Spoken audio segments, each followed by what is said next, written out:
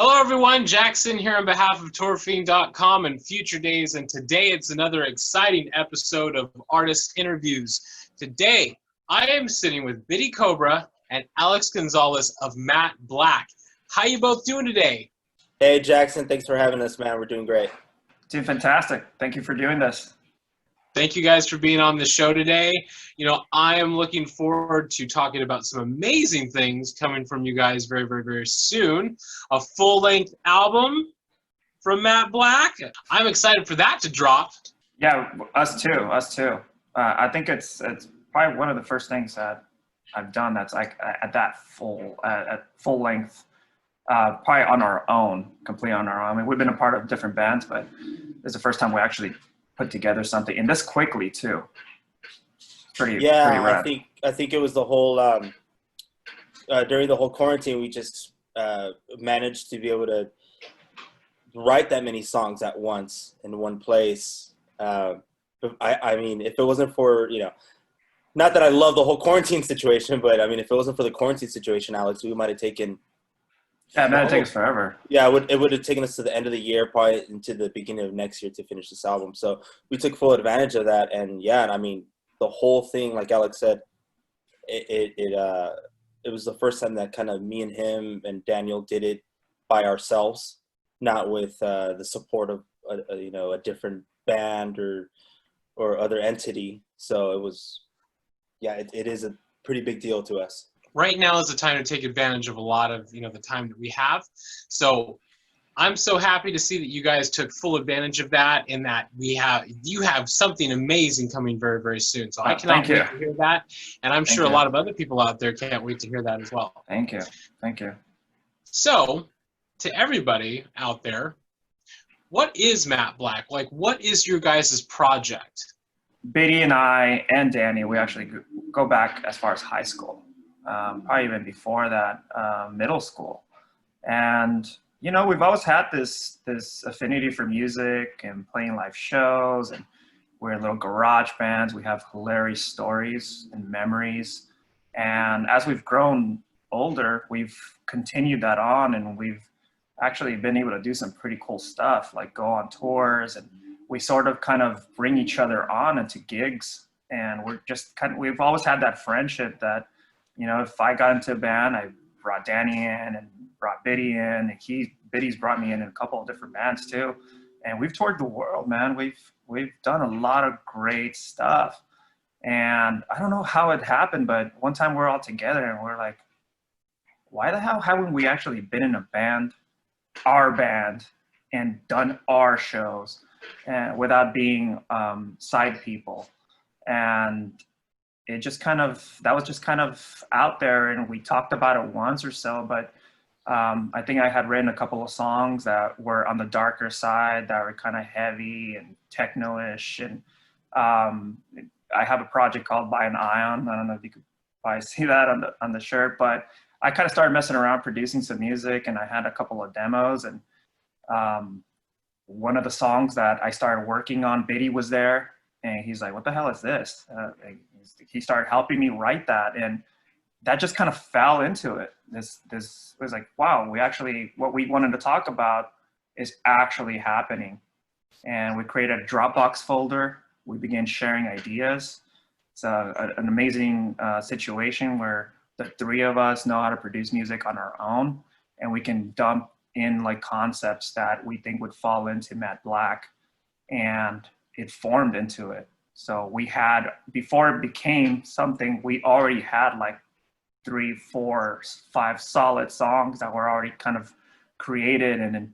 And since quarantine happened, what the hell else are we gonna do? So we really, really took it far and actually created something conceptually. And I think it's, one of the best things I've done personally. And it's got a real personality. It's got a vision in it. It's not scattered. It's pretty centered. Like it's centered. It's a centered project, and I'm really proud of it, and I love it. Yeah, I mean, how could I add on to that, Alex? You pretty much said it all. No, I'm kidding.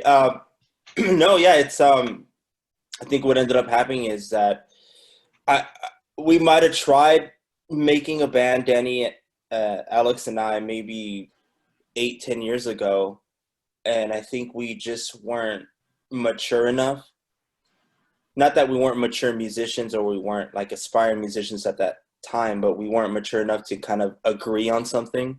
Kind of like think of being, you know, like 19 years old and kind of like stepping outside of, you know, mom and dad's home and looking at the world and, you know, how do you even know what you want?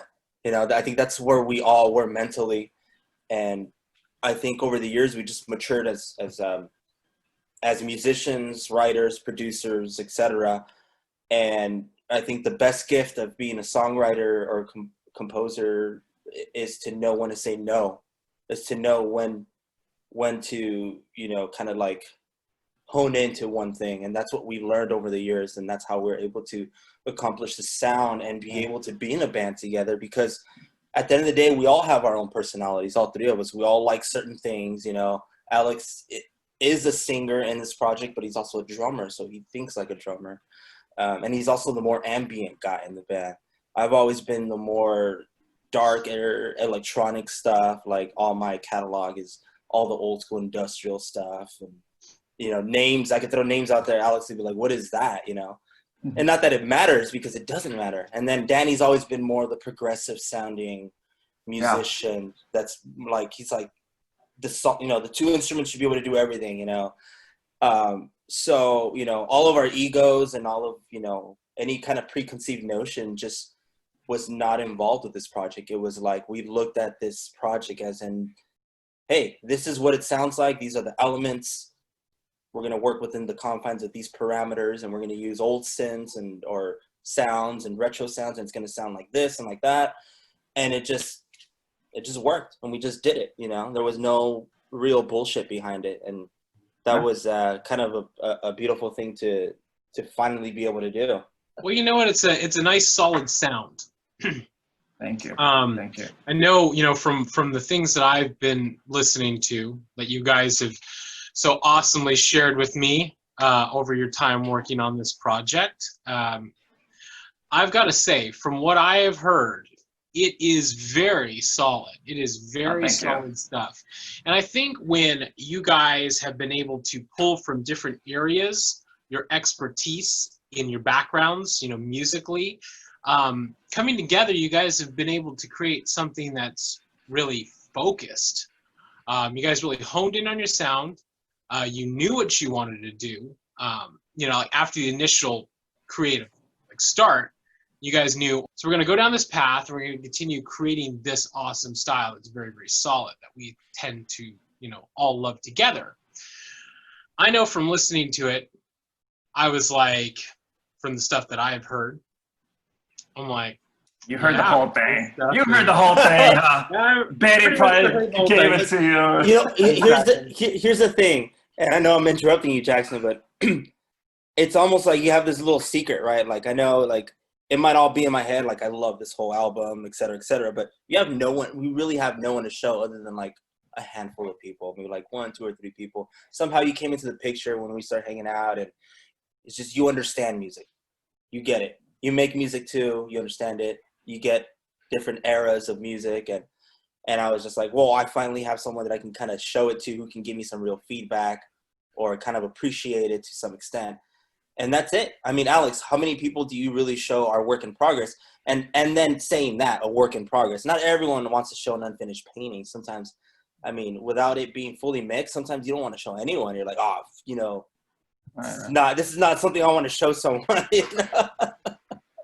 Yeah, I really do appreciate your kind words, Jack. You know, anything that stood out about it that you feel that? So here's the thing. When I was listening to, when, you know, let's rewind to let's say about a year ago. It's kind of weird to say now because it's a year. Wow, it's crazy to think about that now. Like, rewind to a year ago, and I'm sitting in Sips. Yes, for those of you out there who, you know, who know or do not know, you know, Bidi is the manager at this awesome restaurant called Sips in San Diego. If you guys want to go get some amazing food, go visit Sips. It's some of the best food that I've ever enjoyed. But rewind a year ago, and I'm sitting in Sips, you know, Javi, Jamie, me, Evie, Bidi's there, and all of a sudden Bidi, like Javi's like, hey, Bidi, you want to show him something that you've been working on, like you guys have been kind of, playing around with. So Bidi goes and gives me his headphones. I take a listen, and I go, holy shit, this is fucking amazing, right? Oh. And I did, and when I listened to it, I went, you know what? This isn't like mastered or anything. This isn't like fully mixed. And he's like, no, this is rough and this and that. And I thought to myself, I go, wow, this has really great production value. And then since then, let's kind of progress on the timeline. Since then, little drops, little things sent to me here and there. You know what I mean? And showing me, hey, these are the little things that, we've been working on. These are the sounds that we're, or this is the sound that we're going for. This is what we are creating. And listening to that, and the things that stand out for me are the heavyweight sound, the dark ambience, that vision that you get when you listen to it and you go, I feel like I am inside of a nightclub, everybody's dancing around me, everything is slow motion, I'm experiencing everything. My senses are heightened when I'm listening to this thing. Like here I am closing my eyes and I'm envisioning what this music is sounding like and what I'm visually seeing when I'm hearing this music. And then I open my eyes and I go, wow, this took me to that point, took me to that area that me personally, I love. Me, I like to be like I like the cinematic kind of thing. And that's what you guys have achieved with this music. A very cinematic, dark, electronic, like techno-y, like that slow, danceable, and yes, kind of like faster, emotional type electronic music. And that, for me, is what I think is so amazing about it. And those are the things that stood out for me. Wow, dude, like you kind of like really hold down to everything that's in there that we love in all our personalities. As Bidi mentioned earlier, I'm a cinematic guy too, and I'm a vocally driven guy, and he has the more industrial background, and all of that stuff that you hear in there is really a touch of everybody in there. And yeah, we were hoping that would be people's perception of when they hear it. We're hoping that it does end up in the club, and we're hoping that it does transport some people some places, and that it could be some cinematic stuff, because I do have hopes that to see it in the freaking fight scene of John Wick or some shit. Dude, I was about to say, dude, you always say John Wick. He's like, I just see John Wick. Like we're like I see fucking John Wick fighting to this shit. We're in the middle of like producing. It's like, all right, the flow is going. We're like, oh, this is cool, and then he just stops and goes, John Wick, man. You know what? John Wick beating the shit out of like 8 people with this little part right here. You know what? I have an idea, guys. I have an idea for you guys. And I think this could really, really, really work for you guys. And I think, like, if you guys, because I know with the trajectory that you're on, you guys are going to get to a music video very, very soon. I already know that. I just know that. When, things start to really become normal again, you guys are going to do a music video. I already know this. This is what I can see in my head. Now, here's the thing. Here's my idea that I have. Since you guys are talking about this, why even rely on getting in a John Wick, Keanu Reeves film? Why don't the 3 of you do that? Why don't the 3 of you go to a nightclub and beat the shit out of people? Beat the shit out of goons and henchmen who are trying to kill the 3 of you because you guys are trying to take down a drug kingpin. I mean, come on. You know what I mean? What could be better than that? Have you ever seen the YouTube video of that really chubby kid with like a samurai sword, and he's like slicing through like big water jugs? Yes, I have. I feel that's what it's gonna look like if we just try to like be badasses. Like we're just gonna look so dumb. Here's the thing. There are some really great choreographers out there, that you can work with that can choreograph this whole thing. You know what I mean? That can make it look beautiful. And then there's some amazing cinematographers out there that can speed it up and slow it down. You know what I mean? I think it could really work. I would love to see that. Thank you. Yeah, we hope so. Alex, Music videos are a privilege. You know, yeah, you're right. Music videos are a privilege, but I could see like Alex like busting some dude in the nose. I could see Bidi putting some dude in a headlock. You know what I mean? And then throwing him around the room. I could see all of that happening. So I think it either has to be really, really pristinely badass, like a John Wick film, like a Matrix film, or it has to be super cheese ball. You can't be in the middle because, you know, you'll notice it's like, I don't know, man. It's just not cutting it. So either we go really pristine or we go super cheese ball where, like, I'm just smashing people in the head with a microcorg and then, like, the blood is, like, totally ketchup, you know. So it could easily turn into, like, a comedic thing, you know. I mean, so here's the setup. You guys are playing live on stage, and then all of a sudden, you know, you're playing live you guys have a mission to take down a drug kingpin. The drug kingpin is at the venue where you guys are playing. Then all of a sudden, you get activated to do your mission. There's a bunch of henchmen around there. You got to go level by level by level by level to get them. You know what I mean? So I think it could work. I really think so. Cut, print, make it happen. It's done. Nice. Bidi can direct it and get a choreographer out there. Amazing. He's like, Jackson's like, I just want at the end in the credits where it says initial idea and from Jak Syn. Exactly. Listen, I'm the one who wants to. I would love to be the drug kingpin. You know what I mean? I'd be like hanging up. You know what I mean? That'd be great. That's so funny though. Like you're like completely sober, right? Like you're like you live a pretty sober lifestyle, right? Isn't that? Well, I mean, I'm not. I didn't mean to put you in the corner here. You're like, no, Bidi, I'm addicted to Adderall, man. I'm so sorry. You know what I mean? Like, you know, hey, you could even do a period piece too. I'll even wear like flannel and like, you know, like big old collars and shit like that, gold chains. I don't even care. Whatever you need. So. With that said, I would love to see a music video from you guys. I would love to see that happen. But your guys' sound is so great. It's so, you know, it's raw, yes, but it's also very polished too.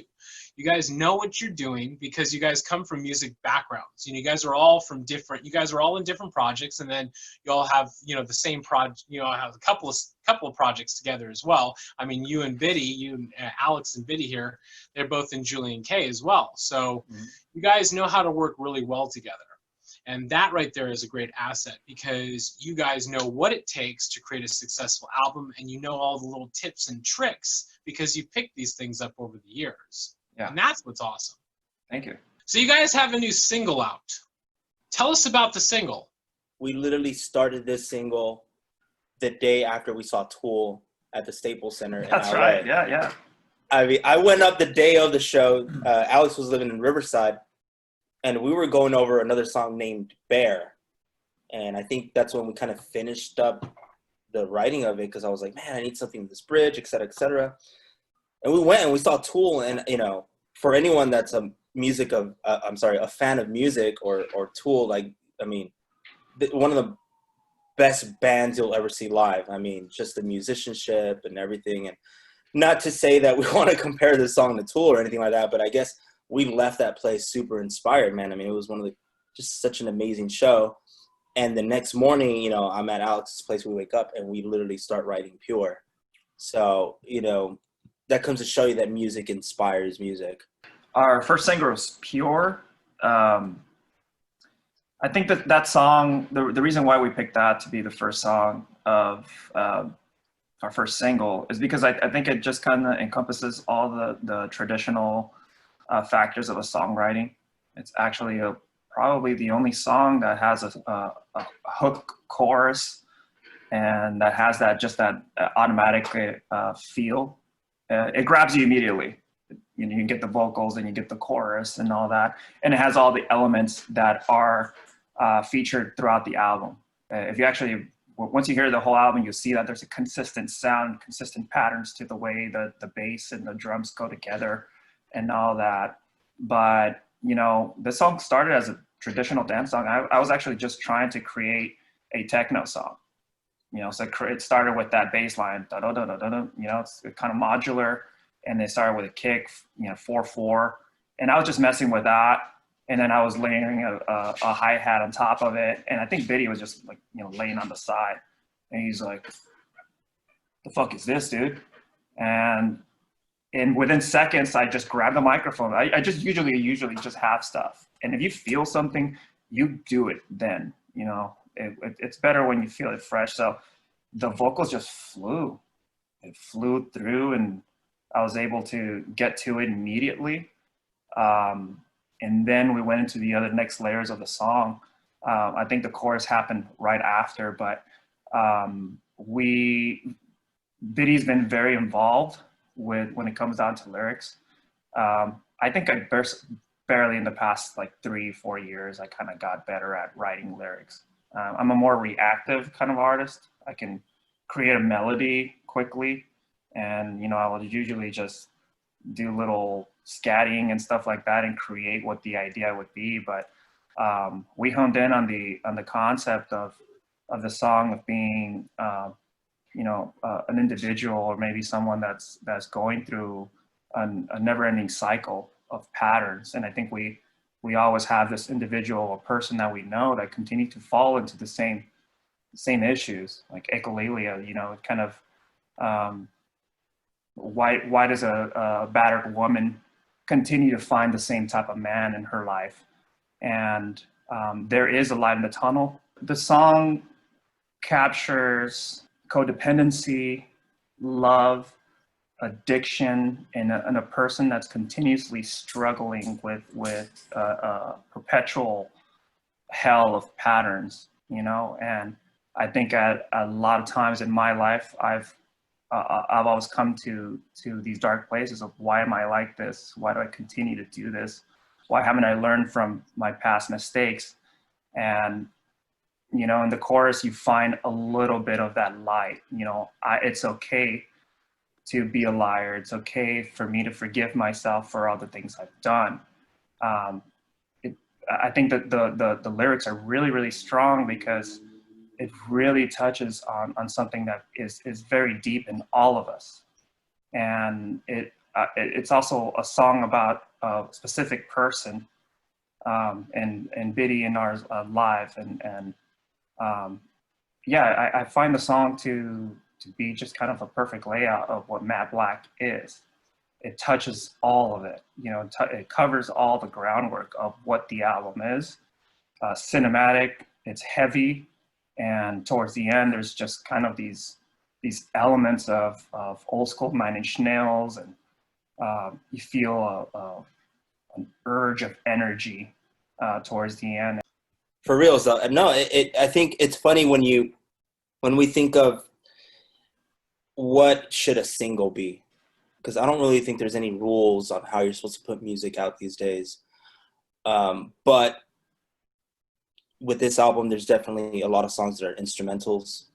There's some songs that are very club oriented, and you know, Alex, Danny, and I come from a background of actually being in bands before we were even tinkering out with electronic elements or, you know, drum machines or synthesizers. We were, you know, bass, guitar, and drums.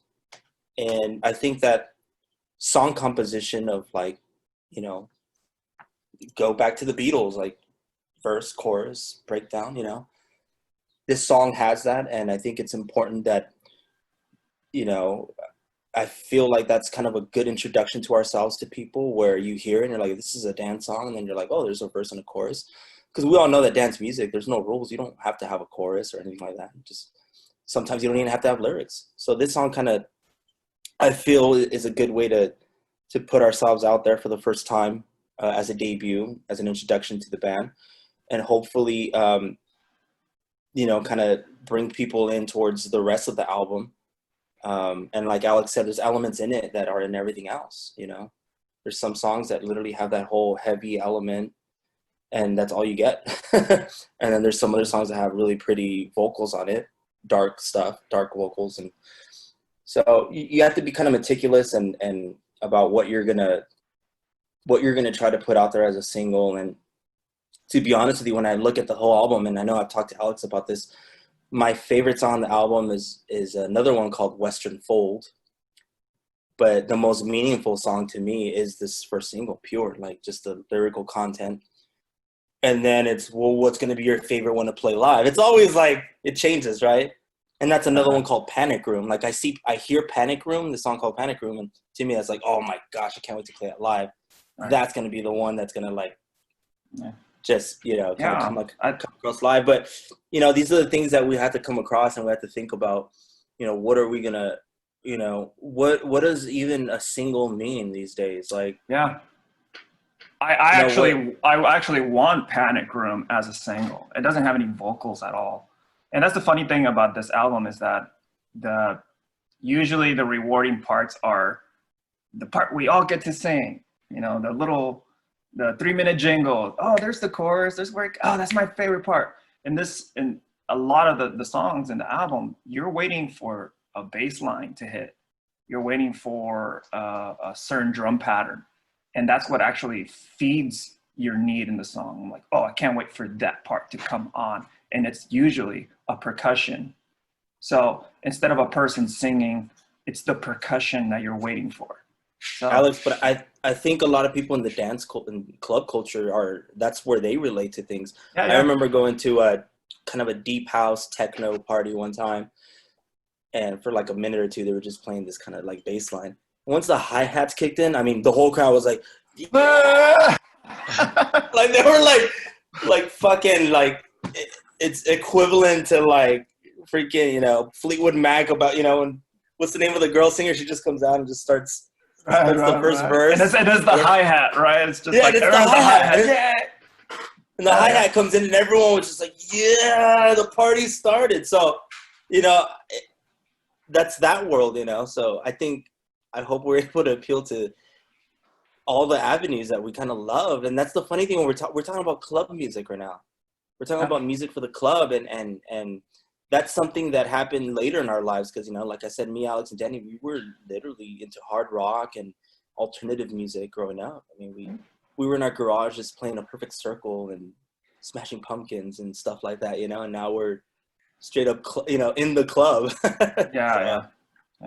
I think you guys are exactly right with that. Going back to what you guys were touching on, you know, with electronic music, even if it doesn't have vocals in it, you do get that hype when the bass line drops, or when the drum parts drop, or, you know, even the synthesizer part, once that comes in, or the solo or something, people go crazy for that. So I think it's great to see that you guys are building certain songs in the album that don't have the vocals feel like they are vocally driven, but using the instruments to do it for you. Yeah. And you're right, a lot of electronic music out there and a lot of events that are thrown about that, you know, a lot of people, when they go to these events, they, you know, they're in there, they're dancing, they're feeling the groove, and then all of a sudden a certain part of the song drops and then everybody goes nuts. I've seen it a lot, you know, with doing our San Junipero and, you know, Future Daze and Nightwave events. It's like there will be certain songs that I will play and the crowd will be dancing, they'll be enjoying themselves, and then all of a sudden, you know, we'll bring it down, you know, I'll bring it down, and then it'll kind of flow a little bit. People kind of rest a little bit, and then all of a sudden, once that synthesizer part comes in or those drum parts start to come in, people just go nuts, and the whole room starts shaking. So I see where you guys are coming from with that, and I think it's great that you guys have tailored, you know, an album that is built around those principles. I'm excited to hear it, and I know a lot of other people out there are excited to hear it as well. And for everybody, where can they find Pure? Pure is in all online retailers. So you're going to find it on Spotify, you're going to find it on YouTube, you're going to find it on iTunes. I don't know what else is out there, Tidal. Yeah, pretty much everywhere. So, you know, you can just look up Matt Black, Pure. We do have a pretty nice PR campaign happening, an Indiegogo campaign, which is incredibly important. You know, I don't know if Bidi wants to touch a little bit on that, but you know, we have our dukes up, and we are really prepared for this in every angle. I think it's probably the most prepared we've been for any release that we've done. This project is incredibly important to us. I mean, so important to us. We just want to put everything we got into it, and we hope to be able to get it out there to as many people as possible. We're trying to do all the right things. And hopefully we'd be able to get on stage as well. Like, you know, just to kind of echo what Alex was saying is that, you know, I think at the end of the day, we can prepare as much as we want. We can have all, you know, I think the music has to speak for itself. And, you know, I think we're just trying to reach as many people as possible that can kind of connect with it. And I think that goes for every musician, right? You know, I think with every album you put out or every single you put out, you kind of learn from it and you decide, what am I going to do different this next time around to try to promote the song more. So with that being said, is we're doing an Indiegogo campaign. A lot of you guys are familiar with this, and it's kind of a crowdfunding campaign, and it's going to go towards, you know, the production of this album. You know, our goal is set at 5,000, and you know, I don't want to give a whole rundown of what it takes to make music, but you know, it takes, you know, your self-investment, not just your time, but your money. You know, we put a lot of money into, you know, our mixing, mastering, the manufacturing of vinyls. You know, that's not cheap, vinyls. And we have a lot of sweet merch. We have some perks. Try to make it exciting for people. And I think what happened is in the past, you know, with some of our past projects like Julian K, they had very successful crowdfunding campaigns. Their fans are, we don't, you know, Julian K doesn't have the biggest fan base, but the fans that they do have give a lot. They give back, and they understand what it's like to be a DIY indie musician, you know, and we've made it very clear with them. I think it's being transparent is super important. You know, I don't think we're living in the era of the 90s where, you know, AR reps are going to coffee shops looking for talent. You know, pretty much anytime these days, the reason you are a big artist is because you're already established, you know, so you have to work hard no matter what. And so a lot of the fans from our past projects, such as Julian K, helped put out this material out there, helped us put it on vinyl, helped us go on tour. And I'm not saying that, you know, all of the fans are going to want to jump on our new project. If we could just get a little bit of help from, you know, some of them, then this could be a reality. We can put it out on vinyl. We can go on the road. You know, Jackson, you know, you've been on the road. It's not cheap. You got to pay for yourself. It is not cheap. It takes a lot of blood, sweat, and tears, and it does take you know, some of this. And you know, yeah, it's a journey. It's an amazing journey. It's so fun, but it's also very draining and very tiring sometimes. Yeah. So, but it does take a lot. It does take a lot to make a lot of that happen. So, to everybody out there, support Matt Black with the Indiegogo campaign. You know, whatever you guys can give to help them out, you know, to do what they want to do with the album. I'm looking forward to seeing, you know, it on vinyl. I would love to get a copy of that on vinyl. I think that would be amazing. But anything you guys can give to help out and to help bring this album to its full potential, you know, to help fund their tours and everything like that, do what you can, because these guys are going amazing places. Thank you. Thank you. Yes, please do. Please do. We do have an awesome light show planned for it. So we want to we want to make everything, we want to give everything justice. It's going to be an electronic show. We want to have a badass light show. So we just want everyone to have fun, and we want to be able to do this right. For example, just like Bidi said, we just want to be able to put out the vinyls. We want to be able to put out merch. We want to be able to put the money into pushing the music so that it does, you know, get out there. Because at the end of the day, we are making it for people to listen to. Exactly. You know what? I'm super excited for the album. I know you guys are super excited for the album. I cannot wait to hear the full thing in its entirety, because from what I have been exposed to so far has been amazing. And to everybody else out there, when this thing drops, you better be ready, because it's gonna be freaking awesome. That's coming from me and you guys, and you know I wouldn't steer you wrong. You know I would not steer you wrong. So everybody out there, you know, check out Matt Black. You know, support Matt Black. Learn who Bidi is, learn who Alex is, learn who Daniel is, because these guys are making some really awesome music and doing some great things. So to everybody out there, Thank you so much for taking the time to tune into this interview today. Thank you, Bidi. Thank you, Alex, for taking the time to sit down and talk. If you like this video, be sure to like and subscribe to our Fiend YouTube channel, as we have many more awesome artist interviews on the way, just like this one. Dream it, build it, let it grow. Thank you, Bidi. Thank you, Alex. And I look forward to seeing you guys in person very, very soon. Jak Syn, thank you so much, man. Thank It's you. always a pleasure talking to you, brother. Thank you.